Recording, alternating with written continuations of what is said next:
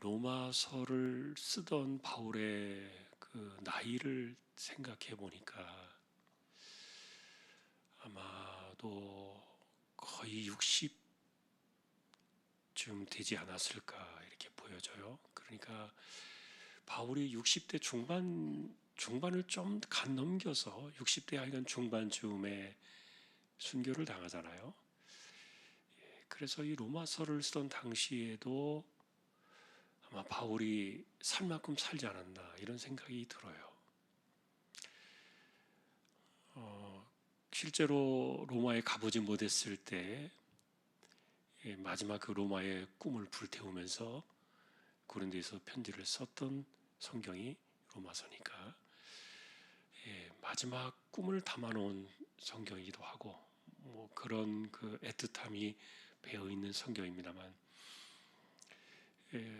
저는 이거를 읽으면서 우리가 자칫 잘못하면은 바울을 염세주의로 오해할 수도 있겠다 이런 생각이 들어요. 여러분 염세주의가 뭐예요? 세상을 극도로 비관하는 것이죠. 그리고 자신의 삶에서 정말 헤어나올 수 없는 탄식 그리고 고통의 늪에서 절망하는 뭐 이런 것들을 염세주의라고 말할 수 있지요. 그러나 바울은 사실 염세주의자는 아니에요. 그리고 또 우리가 죄를 이기기 위해서 우리는 힘써 성령을 의지해서 맞서야 한다. 이길 수 있다. 이런 관점들이 그 자칫 잘못하면 아주 철저한 금욕주의자로 오해할 수도 있는데 바울은 또 금욕주의자도 아니에요. 왜냐하면 믿음 안에서 모든 걸 다 풀어주니까. 다만 믿음으로만 해라. 믿음으로 하지 않는 것이 죄지 믿음 안에서는 괜찮다. 이 풀어주는 걸 보면 또 금욕주의자도 아니에요. 비관주의자도 아니고 그렇다고 낙관론자도 아니고. 그러나 이제 바울 사도의 관점을 바라보면은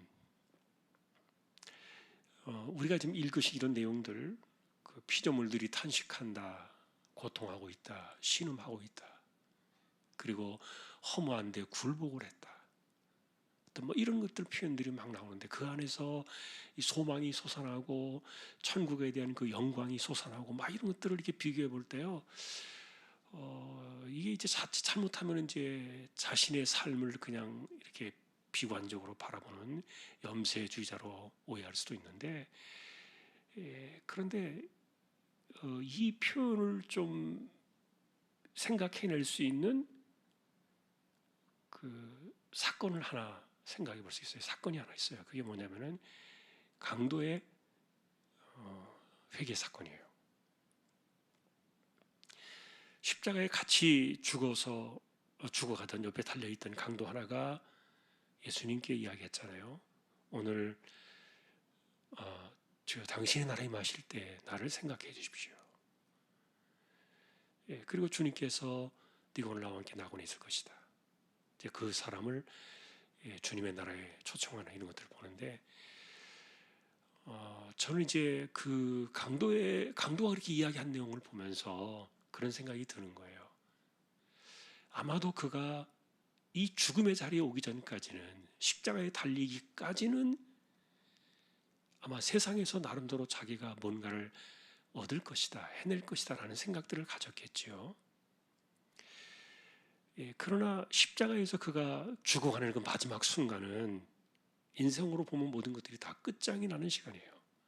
다 그가 흘리는 피만큼 이 세상의 꿈과 그리고 육신적인 그런 소망과 이런 것들이 다 흘러내리는 시간이잖아요.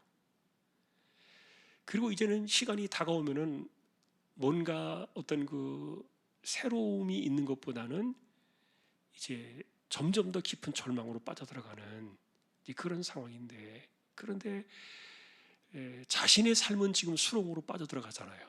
더 깊은 어둠 속으로 쏙 들어가고 있는데, 그런데 그가 바라보고 있었던 이 옆에 죽어가고 있는 이스라엘의 왕, 유대인의 왕, 하나님의 아들 예수 그리스도라고 쓰여진 그 십자가의 팻말은 아마도 이 강도의 마음속에 감동을 주고 또 그동안에 예루살렘이나 그 유대 지방 갈릴리 중심으로 있었던 그분의 어떤 소문들, 이야기들 이런 것들이 어쩌면 정광석화처럼 이렇게 뇌를 스쳐 지나갔겠죠. 쭉 지나가는 이야기들. 예, 그래서 그 동안에는 발견하지 못했던 그런 것들이 죽음 직전에 와서야 그분 안에서 그가 이야기하고 보여주기를 원했고 말씀하셨던 그런 하나님의 나라, 이제 그것을 바라보기 시작하는데, 저는 이것이 반대로 이야기하면은, 만일에 강도가 그런 죽음의 시간이 없었더라면은 그 주님이 말씀하셨던 하나님 나라에 대한 소망을 그가 가질 수 있었을까, 그런 생각도 해봐요. 자, 여러분, 우리는 그런 거 알고 있잖아요. 우리가 다윗의 이야기를 볼 때도 그렇게 이야기를 했어요. 하나님은 왜 멀쩡한 사람을 이렇게 모함을 받게 하고 억울한 누명을 쓰게 하셔가지고 그렇게 도망다니게 하는가? 그래서 우리는 그 밑바닥 속에서 하나님을 향해 바라보는 그 순전한 은혜의 신앙, 사실 이것은 거창하게 보면 종말적인 신앙이라 그랬죠. 종말론의 신앙. 그런데 사람들이 누가 그렇게 살 수 있겠냐고요. 그러니까 머리는 이해를 해도 몸이 안 따라주는 거예요. 우리가 하나님만 바라고 살아야 되고 은혜로만 살아야 되는데, 이 머리로는 이해가 되는데 삶으로 딱 돌아오면 그게 안 되는 거예요. 그런데 어디쯤 가면은 되느냐? 완전히 밑바닥에 딱 내려가 보면은 그 안에서 솟아나는 생각이, 만일에 여러분들이 믿음이 있고 하나님을 생각한다면은 그런 바닥에 있을 때 무슨 생각이 있겠습니까? 예를 들면 이대로는 안 된다. 이것은 아니다. 뭐 이런 생각 혹시 들지 않겠습니까? 그래서 여러분, 실제로 가난한 사람들, 그리고 고통 가운데 있는 사람들, 이 참 아이러니하지만 그 사람들이 하나님을 더 많이 경험하거든요. 아니라 그래도 어쩔 수 없어요. 그들이 하나님을 더 많이 경험하고 하나님을 더 많이 만나요. 우리는 있는 만큼, 가진 만큼 하나님을 덜 찾는 거예요. 이거 참, 이걸 어디까지 우리가 이해를 해야 되느냐. 이런 그 모순이 우리 삶에서 공존하고 있는데, 그래서 제가 처음에 이 로마서를 보면서 오늘 본문을 이야기하면서 이분의 나이를 생각한 게 그거예요. 도대체 몇 살 정도까지 살아봐야 바울이 이해했던 이 땅의 이 고통 속에서 육신을 위한 것이 아니라 이 현재의 고난을 넘어서 나타날 그 영광을 바라볼 수 있을 것인가? 그것이 우리의 삶의 진정한 소망이 되려고 한다면 몇 해를 살아야 될까? 또 다른 말로 말하면, 아니, 그 나이를 떠나서라도 어떤 고생이 이 사람의 그 삶을 이렇게 마치 밑바닥에 있는 것처럼 만들어냈을 때 이것은 아니다 라고 외칠 수 있는 그런 그 삶의 고백과 경험이 어디쯤 가야 될까? 좀 그런 생각을 해봤어요.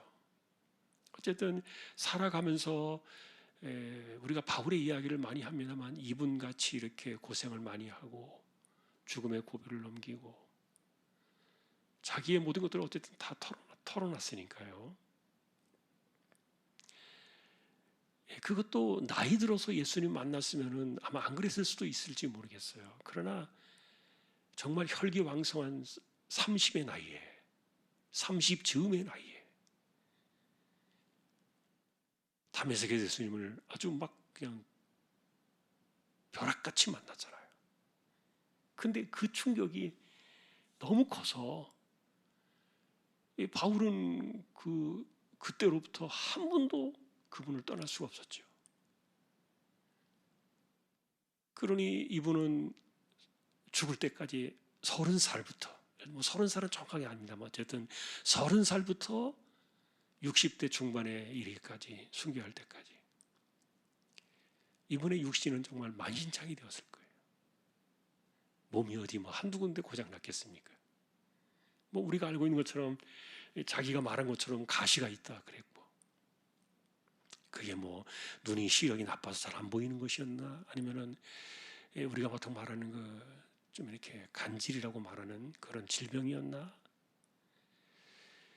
뭐 여러 가지 뭐 이야기들을 이렇게 하고 있지만, 어쨌든 이 바울은요, 그 뭐 실제적으로 고생도 많이 했지만 몸도 약하고 막 병도 있고 뭐 여유로운 것도 없고 뭐 이렇게 살아갔는데, 그런데 그런 삶의 그 이력들, 이런 경험들이 바울의 마음속에 이 나타날 영광에 대한 소망은 더 강하게 만들었다는 거예요. 더 강렬하게. 고생하면 고생할수록, 고통하면 고통이 심하면 심할수록 그 하늘에 대한 영광은 더 빛을 발하는 거예요. 그리고 아주 정말 단단한 금 이상으로, 세상에서 뭐 금이 사실은 강한 거 아닙니까? 금이 굉장히 강한 그 금속인데, 근데 금보다 더 귀한 믿음 그랬으니까 정말 강렬해지는 것이죠. 강해지는 것이죠. 여러분, 이런 그 모순적인 삶에 있어서 이게 우리의 그 믿음의 크기나 비교, 이런 것들을 여러분들이 이해하실 수 있겠습니까? 성경은 사실 그래서요, 머리로는 사람들이 무슨 말인지는 알아들어요. 그리고 또 알아들으려고 노력을 해요. 그러나 이게 우리의 삶에서 체득되어지는 게 쉽지 않아요. 그래서 그리스도인의 삶은 좀 역설적이지만 바닥으로 떨어지면 떨어질수록 그 사람의 믿음은요 더 강해져요. 그러니 세상에서 볼 때는 저렇게 불쌍하고 저렇게 안 됐고 저렇게 인생을 살다 가는 사람이 저게 뭐냐, 세상 말로 말하면 지지리도 복이 없다, 이렇게 평가를 받을 수 있을지 몰라도, 그러나 그것에 대해서 기독교인들은 연연하지 않아요. 그러니까 염세주의자가 아닌 거예요. 자신의 삶에 대해서 누가 뭐라고 하든, 자기의 인생에 대해서 누가 이야기하든 간에 그거 별로 그렇게 자기에게 중요하지 않은 거예요. 그런데 도리어 밑으로 떨어지면 떨어질수록 더 깊은 고통과 탄식과 이 굴욕적인 어떤 그 굴복할 수밖에 없는 이런 삶에 빠져들수록 그 안에서 그 솟구치는 그 나타날 영광이 너무 빛이 나니까. 그래서 아까도 이야기했던 것처럼 강도도 그랬을 거라는 생각이 들어요. 이 사람이 그 십자가에서 그리스도를 만나지 않았다면 그렇게 고백할 수 있었을까? 그분 안에서 영원한 그 영광의 하나님의 나라를 볼 수 있었을까? 어려웠다고 생각해요. 유다 역시 자기가 나중에 자책감을 느껴가지고 목숨을 끊었지만, 그러나 여전히 그가 그런 자리에 떨어지기까지는요, 충분히 유다는 많은 것들을 갖추고 있었어요. 왜냐하면 30대의 젊은 나이잖아요. 청년이잖아요. 꿈도 있고 야망도 있고, 그리고 또 의지도 있고 뜻도 있고, 그리고 자기와 함께 이 마음을 같이 하는 그런 사람들이 또 세상에 많이 있었고요. 그 열심당 사람들이 얼마나 많이 있었습니까?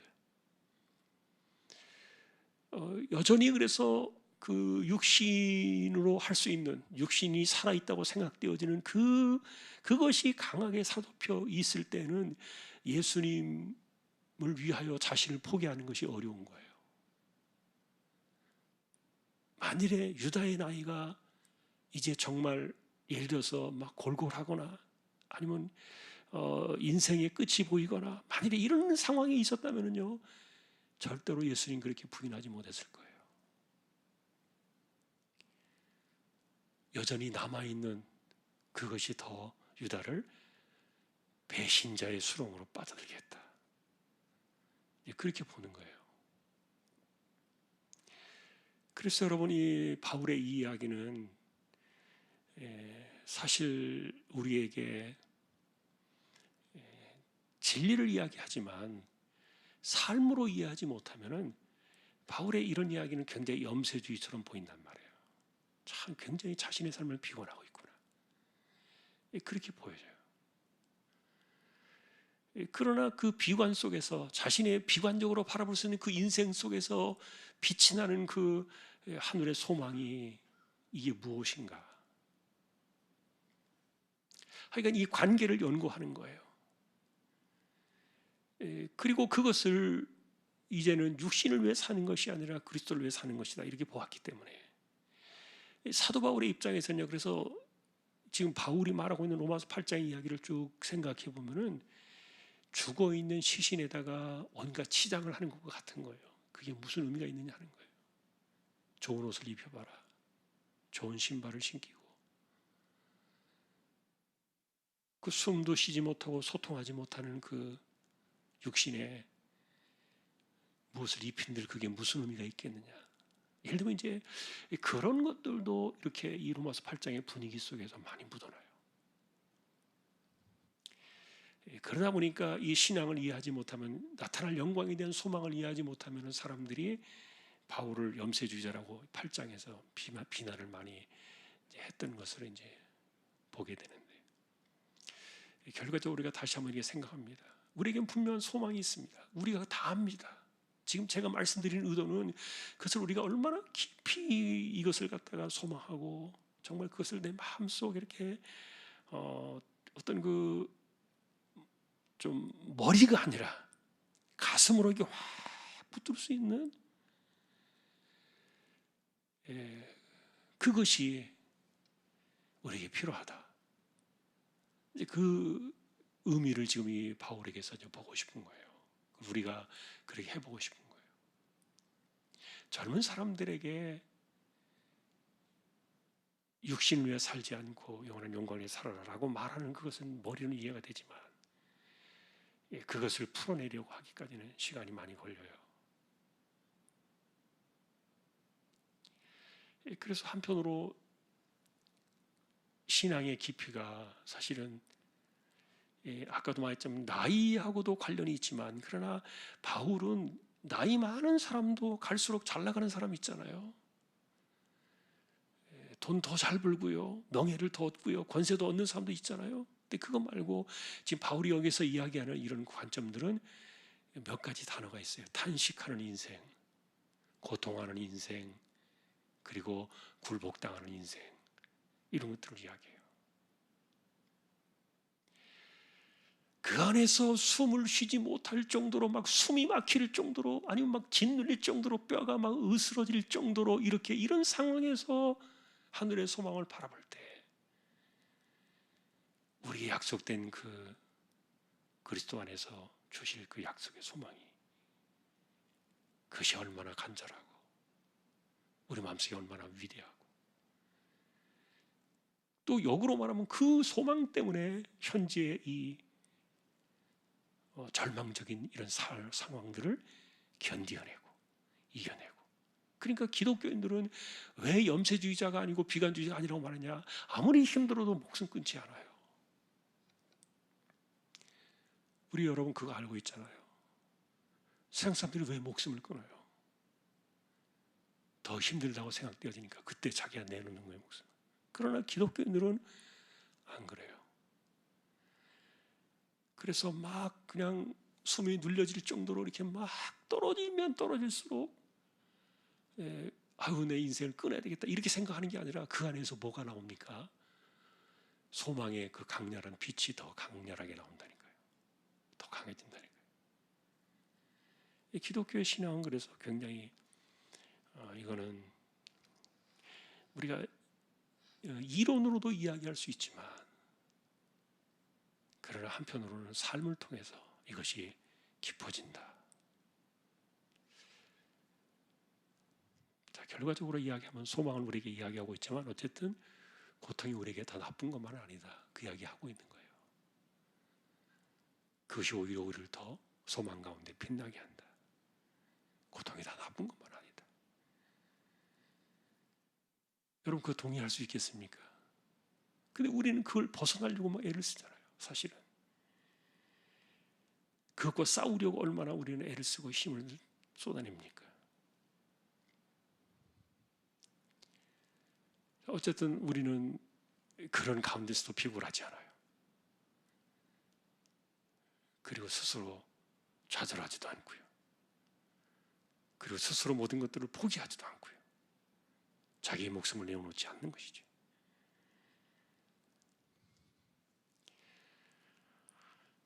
자, 여러분, 그래서 오늘 이제 말씀하시는 이 현재의 고난이 장차 우리가 나타날 영광과 비교할 수 없다.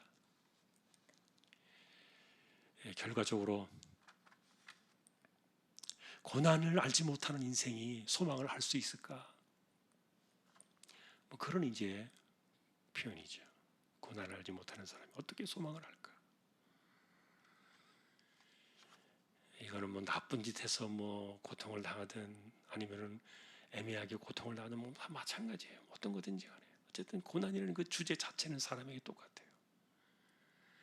몸으로 찾아오든 환경으로 찾아오든 천재지변을 만나든 아니면 어떤 그 고통 속에 있든 또 그것이 아니라 할지라도 우리가 살아가는 삶의 관계 속에서 얼마나 힘든 일들이 많아요. 옛날에는 그 지난주에 오후에 오셨던 그 목사님이 때거리가 없어가지고 걱정이 되고 이 때거리라는 말을 들으니까 이게 어디서 들어보던 옛날 말 같아요. 이게 잘 안 쓰는 단어인데 그 어디서 들어본 것 같은 그런 그 단어를 들으니까 좀 그 단어가 기억에 인상에 남았어요. 여러분 때거리라는 말 쓰나요? 그 때거리가 없다 그랬나요? 때거리. 그래서 이게 좀 들어봤던 그런 표현인 것 같기도 하고, 근데 물론 이제 끼니가 걱정된다 이런 제 표현인데, 뭐 과거에는 그런 것이 걱정이었죠. 정말 그 먹을거리, 그 끼니 걱정 이런 것들이 과거에는 걱정이었지만 요즘은 이제 그 관점이 달라졌잖아요. 많이 달라졌어요. 이게 많이 바뀌어져 가고 있어요.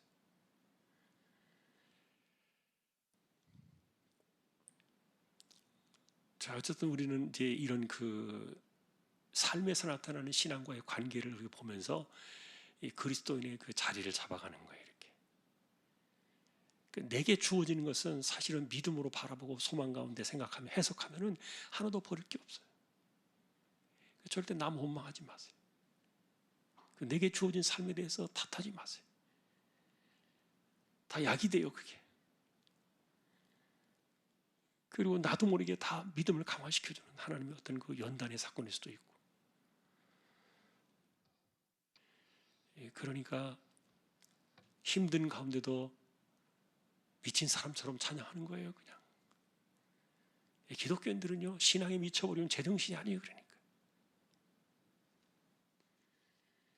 도저히 기뻐할 수 없는 그 상황인데 기뻐하는 거예요, 그냥. 뭐 그 나름대로 이유가 있겠죠. 소망이 있고 믿음이 있고 하나님에 대한 신뢰가 있고 이러니까. 자, 여러분 오늘도 우리는 나타날 영광에 대해서 이미 다 알고 있지만 한번 우리가 우리의 삶에서 내가 이렇게 좀 등급을 매겨볼까? 아니면 내 경험치를 한번 이렇게 따져볼까? 이렇게 생각해 본다면 어디쯤 와 있을까? 뭐 그런 이제 궁금증이 들어서 제가 그런 관점에서 오늘 말씀을 드리러 온 거예요. 바울처럼 나이가 더 많이 들어야 될까? 더 많은 인생의 아픔을 내가 이해를 해야 할까? 어디까지 가야 할까? 어느 자리쯤 되면은 바울이 그렇게 이해했던 것처럼 이 탄식 가운데서도 그 영광의 소망 때문에 기뻐할 수 있는 그런 경지라고 할까요? 신앙의 어떤 그 수준이라고 할까요? 거기에 내가 올라갈 수 있을까? 다시 한번 믿음은 이론이 아니다. 머리의 지식이 아니다. 우리의 가슴을 움직이는 것이고 내 심장을 뛰게 하는 것이고 그게 신앙이니까요. 현실로 이야기하는 거죠. 내 삶으로 이야기하는 것이죠. 오늘 말씀을 우리가 한 번 더 기억하면서 우리의 삶에서 내 믿음의 자리를 좀 체크하고 어디쯤인가 찾아나가는 저와 여러분들이 될 수 있기를 주님의 이름으로 축원합니다. 오늘도 시간이 좀 많이 갔습니다만 425장 짧은 찬송입니다. 함께 하고 기도로 나가겠습니다. 425장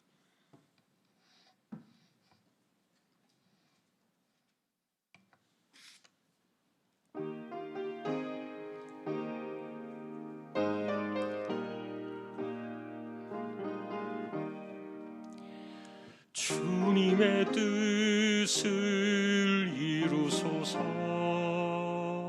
고요한 중에 기다리니 진흙과 같은 날 빚으사 주님의 형상 만드소서.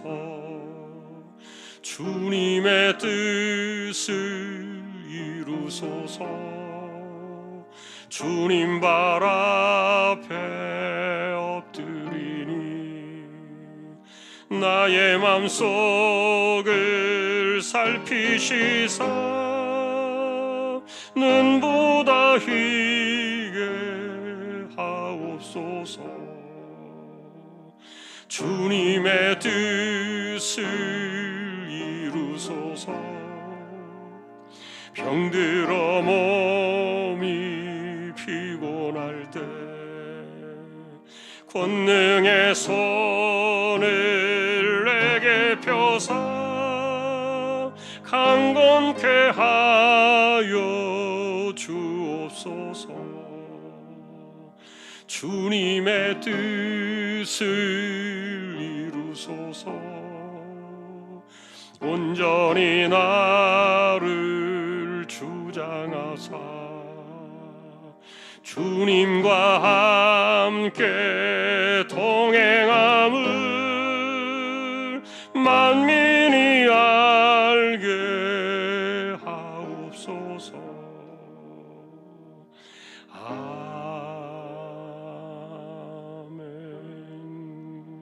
아멘. 오늘도 한 10분 정도 함께 통성으로 기도를 드리겠습니다. 우리 함께 다 같이 기도로 나아가십시다.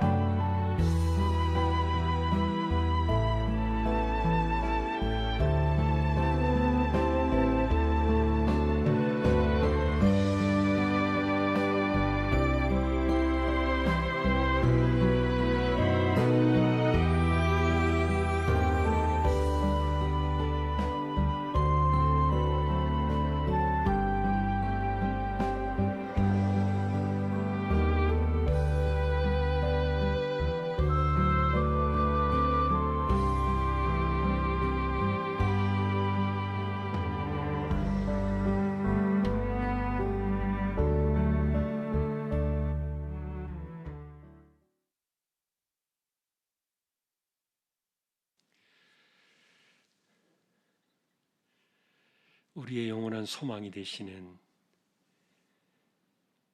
예수 그리스도 우리 주님의 은혜와 하나님 아버지의 크신 사랑과 성령님의 감화 감동 위로 인도 교통 충만하심이 영원한 소망에 대한 깊이와 믿음의 이해가 우리의 삶을 통하여 더 단단해지고 더 깊어지는 이 신앙의 원리를 이해하며 어떤 상황에서도 좌절하지 않고 절망하지 않고 탓하지 않고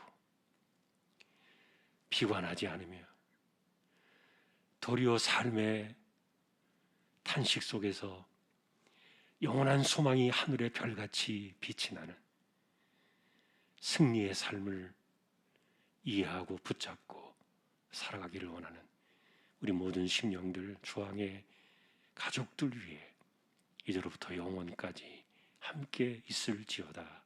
아멘.